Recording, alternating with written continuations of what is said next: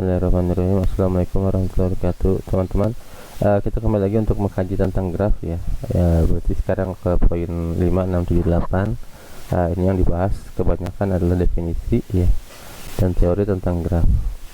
Bahasan pertama adalah tentang terminologi dasar. Kedua, beberapa graf sederhana dan khusus. Yang ketiga adalah representasi graf, dan yang keempat dari bahasan ini adalah graf isomorfik. Yang pertama kita bahas tentang terminologi graf. Yang pertama adalah bertetangga. Graf dikatakan bertetangga jika graf tersebut terhubung langsung dengan sebuah sisi. Contoh ya, ini kalau pada graf berarah dua berarah ya, dua disebut bertetangga jika terjadi timbal balik arah. Contoh pada graf G1 ini simpul 1 dia bertetangga dengan 2 dan 3, tapi tidak bertetangga dengan 4 ya. Kenapa tidak bertetangga? Karena tidak ada hubungan arah, tidak terhubung langsung dengan simpul 4, dan dia juga tidak bertetangga dengan simpul 5 ya. Terus simpul 2 dia bertetangga dengan 1, 4, dan 3, tapi tidak bertetangga dengan simpul 5. Nah, simpul 4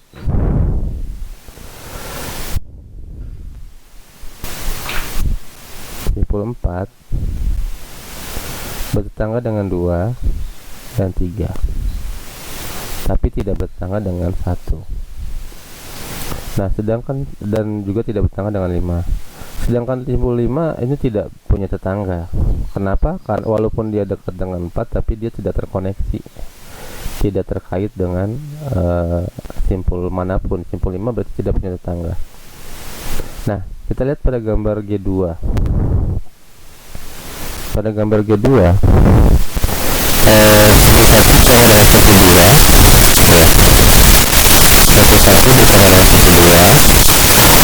dan begitu juga sebaliknya ya, simpul 2 bertetangga dengan simpul 1.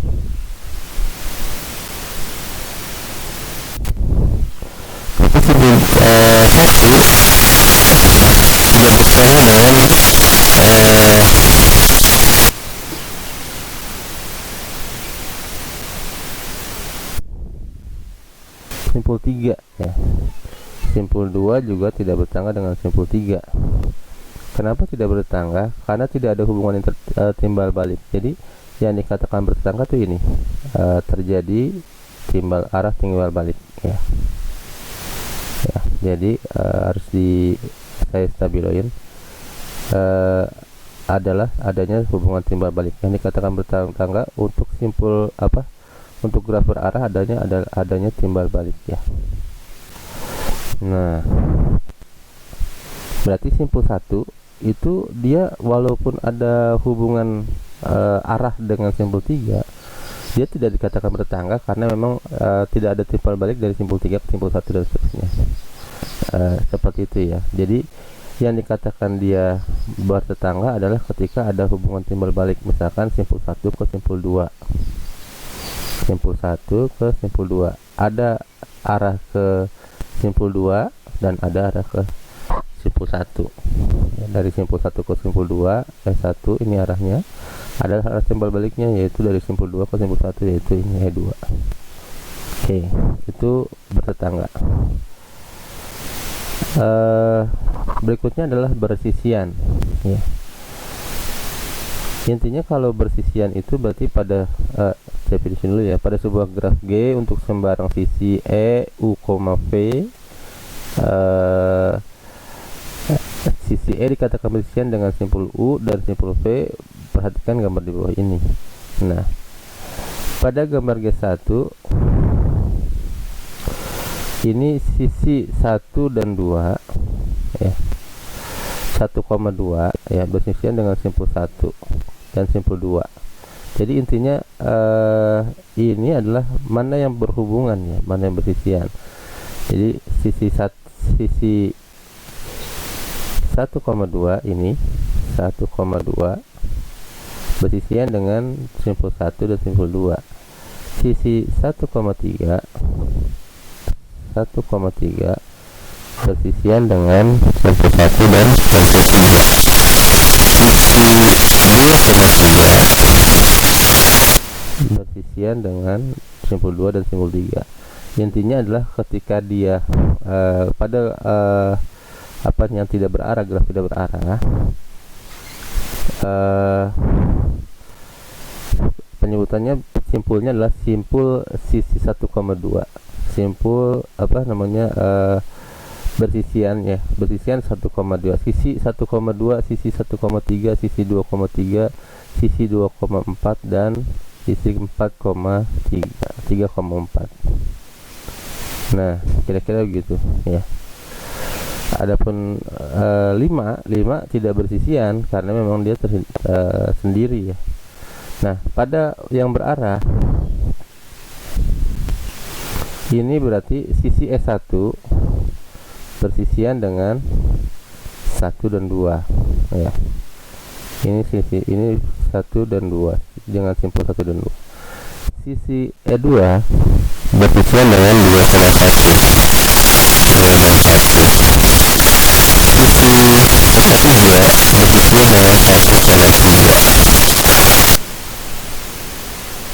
Sisi E4 ini bersisian dengan 2,3. Sedangkan sisi E5 ini, sisi E5 dia looping ya, berarti bersisian dengan diri sendiri, berarti 3,3. Nah, oke, jelas ya. Terus kita ke berikutnya. Ada yang disebut dengan simpul terpencil ya. Pada suatu graf, simpul terpencil ada simpul yang tidak mempunyai sisi yang bersisian dengannya. Ada kata lain, simpul tidak satupun bertetangga dengan simpul lainnya. Jadi simpul terpencil adalah simpul yang nggak punya teman, nggak bertetangga. Contoh, ini simpul 5 ya, ini dia tidak punya tetangga, berarti dia terpencil ya. Kalau di yang berarah ini adalah yang di G2 adalah yang di simpul 3, dia terpencil, isolated vertex. Kalaupun graf kosong adalah ada simpul-simpul yang dia tidak terhubung sama sekali ya, empty. Ini contohnya 1, 2, contohnya ini ya, 1 sendiri, 2 sendiri, 3 sendiri ya, 4 sendiri, dan 5 sendiri. 5 sendiri, tidak ada hubungan sama sekali. Ini contoh kepulauan Seribu aja ya. Kepulauan Seribu itu ada apa namanya, Pulau Pramuka, Pulau Tidung, Pulau Bidadari dan seterusnya. Ketika dia tidak terkoneksi udah di air, maka dia dikatakan sebagai simpul graf kosong karena tidak terkoneksi. Tapi beda lagi kasusnya kalau dibuat jalur, misalkan jembatan ya, antara pulau ke pulau, itu berarti ada koneksi. Atau bahasanya lain lagi ketika jalur transportasi laut antara Kepulauan Seribu itu tidak kosong ya, ada koneksinya. Tapi kalau dia tidak hanya sebatas himpunan pulau-pulau saja ya, dia jadi himpunan kosong, jadi graf kosong, bukan himpunan kosong, jadi graf kosong ya.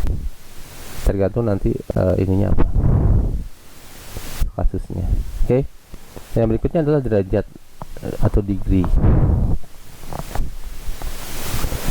Pada suatu graf yang tidak berarah, derajat sebuah simpul adalah jumlah sisi yang bersisian dengan simpul tersebut. Jadi misalkan pada gambar G1 yang bersisian itu adalah misalkan simpul 1 bersisian dengan simpul 2 ya.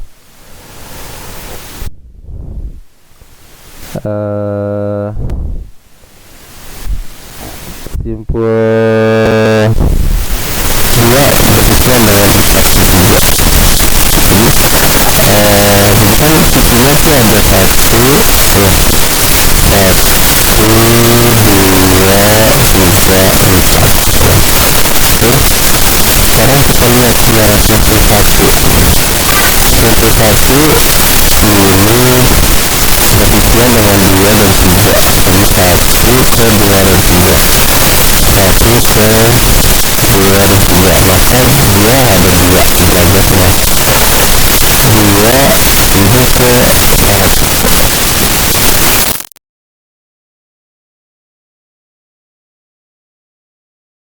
3 juga sama, dan seterusnya. Maka berarti masing-masing derajatnya simpul 1 itu ada 2 derajatnya, simpul 2 3. Jadi simpul 1 derajatnya 2, simpul 2 derajatnya 3, simpul 3 derajatnya 3, dan simpul 4 derajatnya 4. Jadi dia sebelumnya menceritakan simpul gitu ya, dan itu yang demikian. Kemudian yang kedua,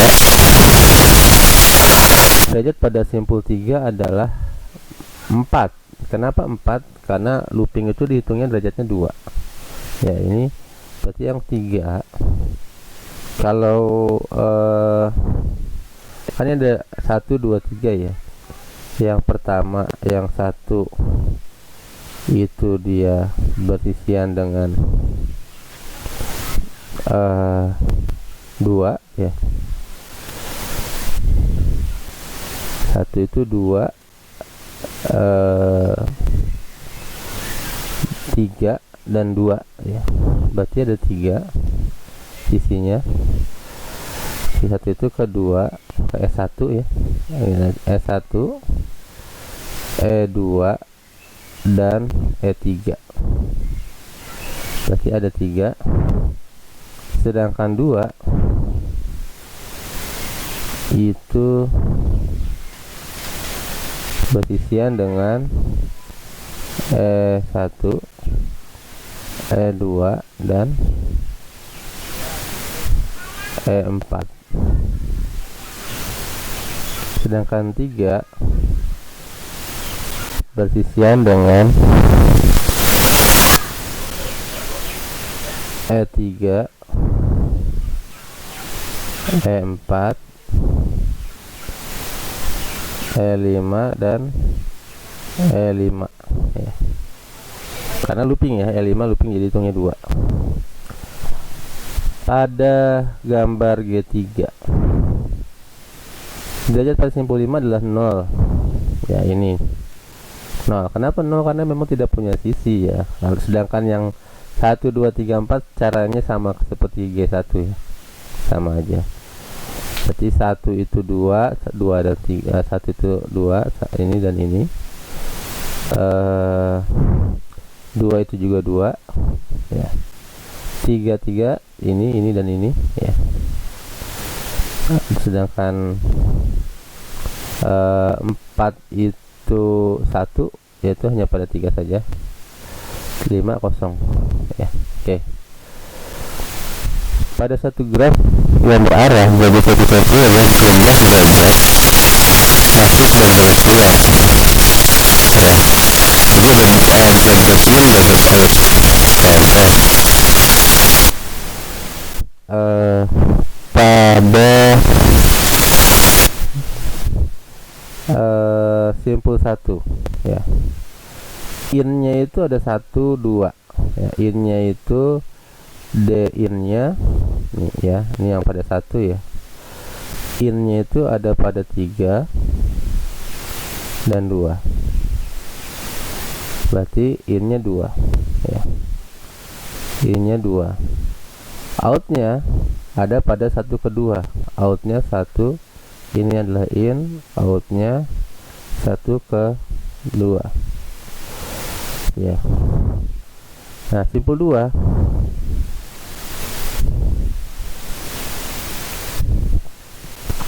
untuk simpul 2 ini ya, innya I-nya itu pada 1 dan 4. Simpul 2. Ini simpul 2 ya. In-nya ada pada 1 ke 2 dan 4 ke 2.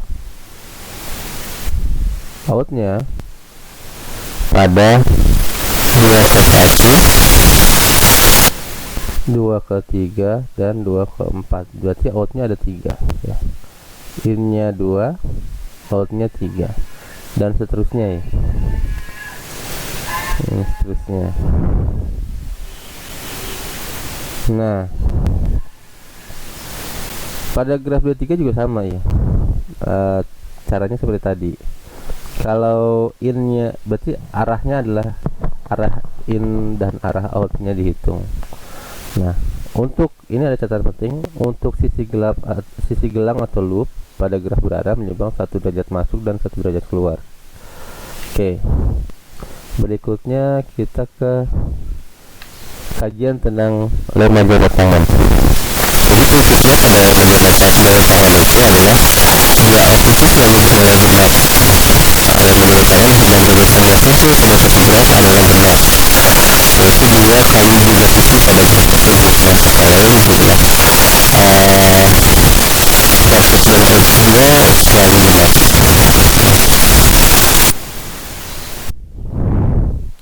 Jadi walaupun nanti ada yang tetap saja walaupun nanti edge-nya itu ganjil, ketika dikali 2 kan dia tetap jatuhnya genap. Namanya lemma jabat tangan. Saya kasih contoh gini. Ada contohnya gini. Ini ada beberapa simpul ya. G1, G2, G3. Maka prosesnya adalah untuk G1 ya, ini diambil dari Nadir Munir ya, materi kita. Tinjauan graf G1 ya kan D1 plus D2 ya, D1 plus D2 plus D3 plus D4. Berarti kan 1 itu 2 ya, 2 itu ada 3 ya, 2 itu 3, 3 nya juga ada 3, 4 nya 2 ya, berarti 10 ya. 10 itu kan dari 2E ya, berarti 2 kali 5 ya. Jadi 2E nya selalu nilainya genap.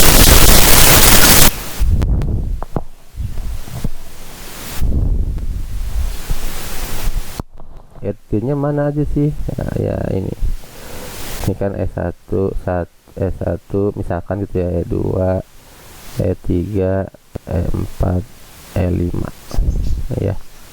2E sama dengan 2 kali 5 selalu 2E nya itu selalu genap.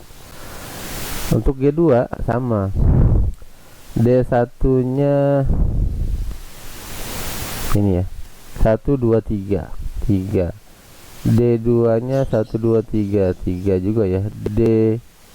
D3 nya 1, 2, 3, 4. Tadi kan looping itu nilainya 2, berarti 4 ya. 3 tambah 3 tambah 4, 10 ya. Berarti kan sama dengan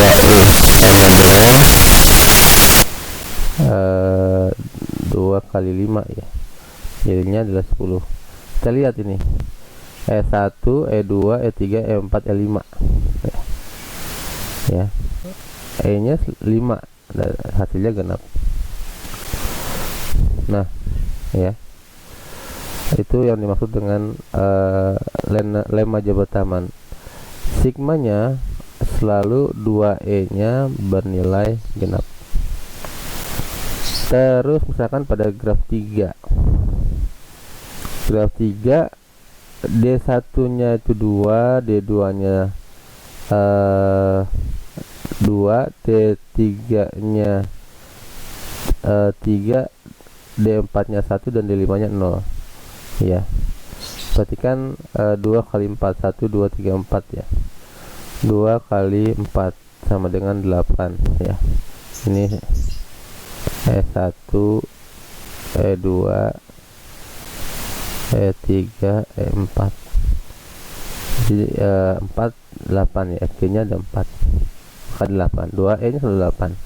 Jadi walaupun G nya itu sisinya itu dia ganjil, dia akan bernilai lemma jabat tangannya G nya itu selalu genap. Itu lemma yang dimaksud dengan lemma jabat tangan. Oke, yang berikutnya adalah lintasan. Lintasan itu berarti jalur ya, jalur yang dilalui oleh graf tersebut ya.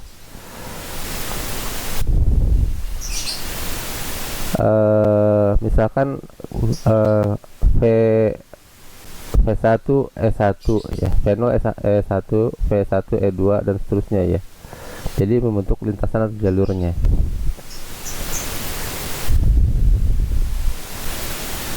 Intinya lintasan itu adalah trayeknya atau apa ya, jalurnya itu yang harus tercatat.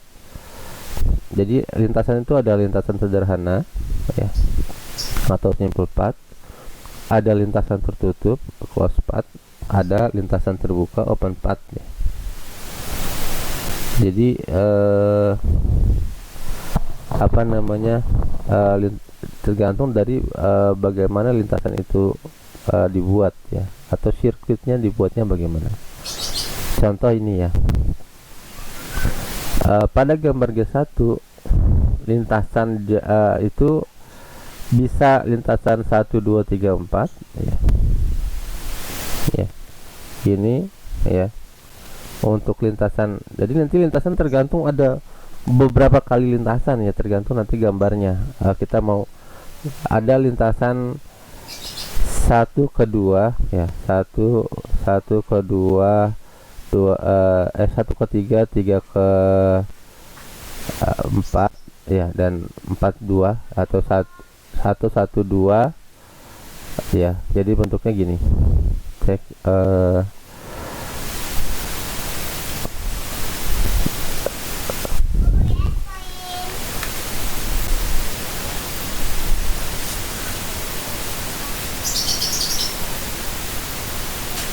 oke.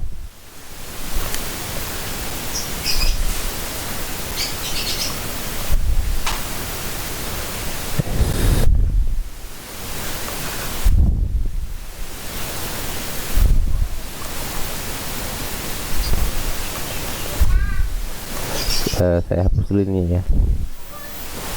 Oke.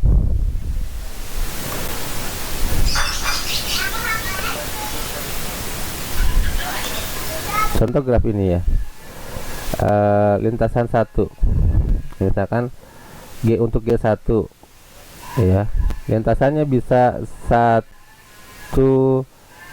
ke 2 ke 4 ke 3 lintasannya ya. Ini lintasan pertama untuk G1.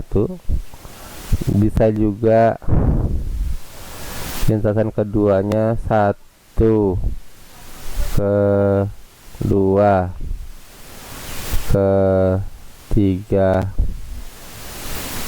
ke 4 ya. Bisa juga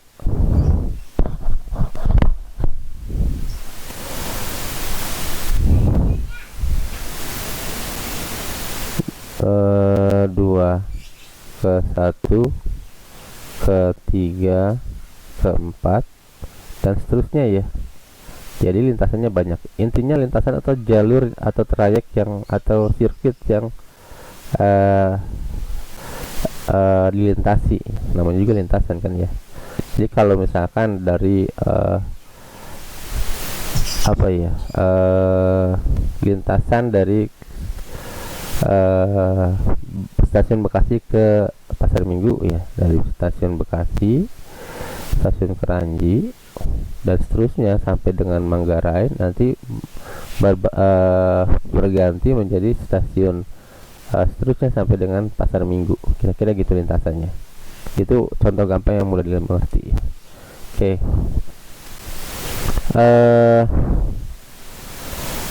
Jadi untuk yang menggunakan E-nya E1 E2 berarti lintasan jalur 1 adalah E1 E2 ya dan seterusnya ya. Nah, jadi sirkuitnya atau trayeknya atau lintasannya itu yang dilalui yang mana? Oke. Terus kita ke siklus. Nah, berikutnya dari lintasan adalah siklus. Siklus atau sirkuit ya adalah lintasan yang berawal dan berakhir pada simpul yang sama. Ya, berawal dan berakhir pada simpul yang sama. Contoh pada graf G1 ini ada 1 2 4 3 1. Itu berakhir pada sisi yang simpul yang sama, yaitu pada simpul 1. Itu yang disebut dengan siklus ya. Jadi ini dari 1 ya, dari 1 dia menuju kembali dari kedua, ketiga, keempat, ketiga, ke 1. Jadi balik lagi kepada simpul yang sama, itu simpul 1. Panjangnya berapa? Panjang sirkuitnya adalah 4 ya. Jadi simpulnya seperti itu. Adapun terhubung atau connected adalah graf yang terhubung pada simpul U dan V ya. Jadi grafnya terhubung ya.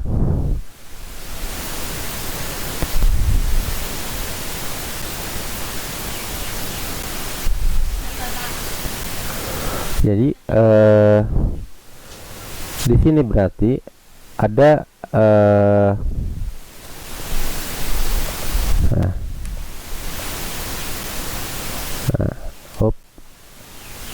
oke. Ada yang tidak contohnya adalah pada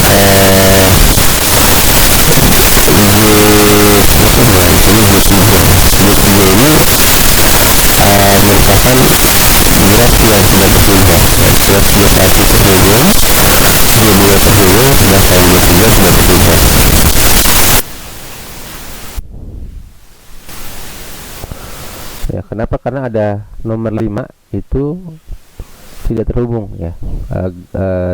Simpul nomor 5 tidak terhubung. Oke. Nah, ini penjelasannya. Saya lebih nyaman di sini ya. Di sini gambarnya lebih jelas. Nah, ini G3. Kenapa G3 disebut tidak terhubung? Disconnected? Karena ada satu simpul yang dia tidak terhubung, yaitu simpul 5.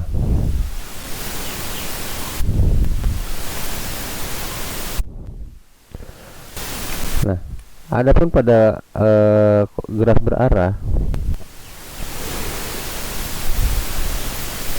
dikatakan terhubung jika graf tidak berarahnya terhubung ya.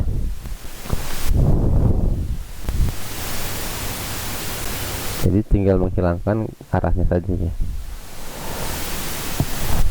Nah, ini contohnya.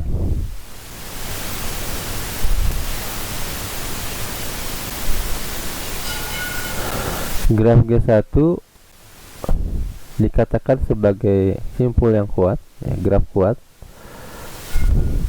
karena dia punya ada lintasan yang bisa dilakukan dengan dua arah.